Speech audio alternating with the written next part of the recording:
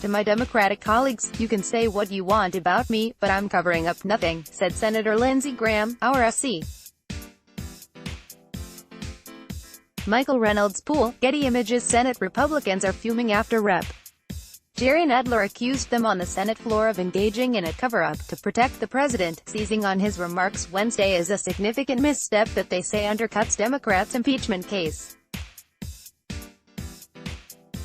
The GOP criticism came as the House impeachment managers, including Nadler, began their opening arguments in the impeachment trial against President Donald Trump on Wednesday, a presentation that could stretch over 3 days if Democrats use the entire 24 hours allotted to them. Story continued below. If the Democrats are smart, they won't put Jerry Nadler on the field again, said Senator Ron Johnson, R-S.C. He was so out of line. It's offensive accusing us of a cover-up. To my Democratic colleagues, you can say what you want about me, but I'm covering up nothing, added Sen. Lindsey Graham, R-S.C., a close Trump ally. I'm exposing your hatred of the president, Chief Justice John Roberts admonished both the House impeachment managers and Trump's defense team early Wednesday after a tense exchange between the two sides on the Senate floor, a reprimand that capped a day of florid speeches by both sides. Nadler at the time said Republican senators would be taking part in a cover-up if they rejected the opportunity to call more witnesses, including former National Security Advisor John Bolton. Other top Democrats, including Speaker Nancy Pelosi and Senate Minority Leader Chuck Schumer, also described the Republican effort not to include witnesses as a cover-up. I see a lot of senators voting for a cover-up, voting to deny witnesses, an absolutely indefensible vote, obviously a treacherous vote, Nadler said, as the Senate debated an amendment to subpoena Bolton just after midnight Wednesday. White House counsel Pat Cipollone shot back, saying Nadler should be embarrassed, and demanded he apologize to Trump, with the exchange culminating in Roberts' rebuke.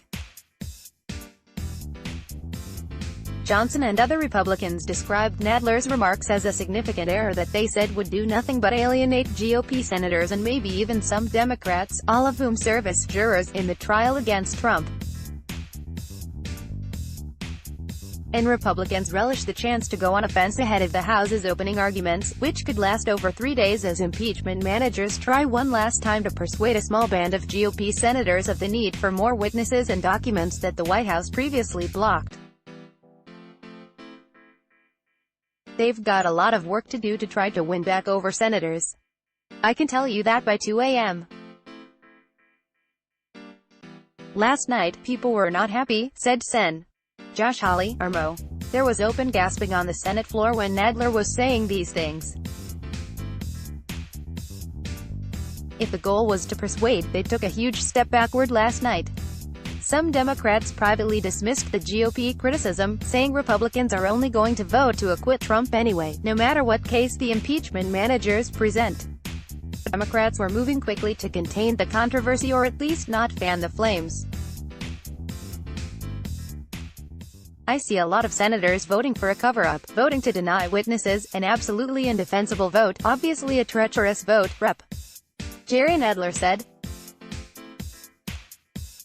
Alex Brandon, AP Photo Senate Democratic Whip Dick Durbin, DL, said Roberts' admonishment was appropriate. Emotions were running high on both sides and I'm glad that the Chief Justice addressed both sides.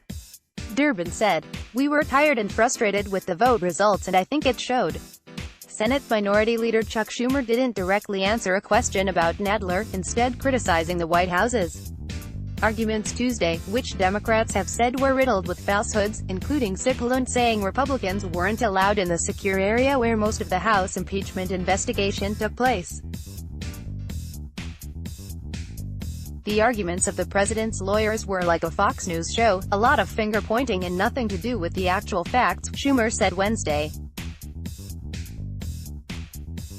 If this was an actual trial, and you were a jury, after those arguments I'd be certain that the president's managers would prevail and the president would be convicted, and House Intelligence Committee Chairman Adam Schiff, D. Califf, the lead impeachment manager, tried to defuse the situation ahead of the day's proceedings, telling reporters that tempers flare on both sides, especially after a 13-hour day of dry procedural debate.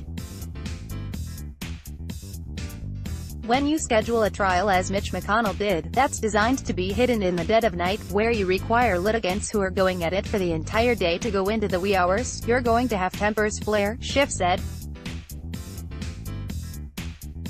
Nadler has made similar comments at press conferences in the run-up to the Senate impeachment trial, but his remarks on the floor capped what was otherwise a controversy-free day for the team of House prosecutors. Although he leads the House Judiciary Committee, which has jurisdiction over impeachment, Nadler has been noticeably sidelined at times throughout the House's impeachment investigation and in the weeks leading up to the Senate trial. Pelosi appointed Schiff, a close ally, as the lead impeachment manager. Schiff cut off a reporter Wednesday who tried to ask Nadler about the controversy. "I'm going to respond to the questions," Schiff told reporters. But it's clear Republicans weren't ready to let the controversy fade, with several GOP lawmakers and aides pouncing on the video exchange between Schiff and reporters and highlighting it on Twitter. A top aide to Senator John Cornyn, R. Texas, even circulated the video in a press release under the headline, "Video, Schiff vs. Nadler." Marianne Levine and Maya Ward contributed to this report. Let's block ads. Why?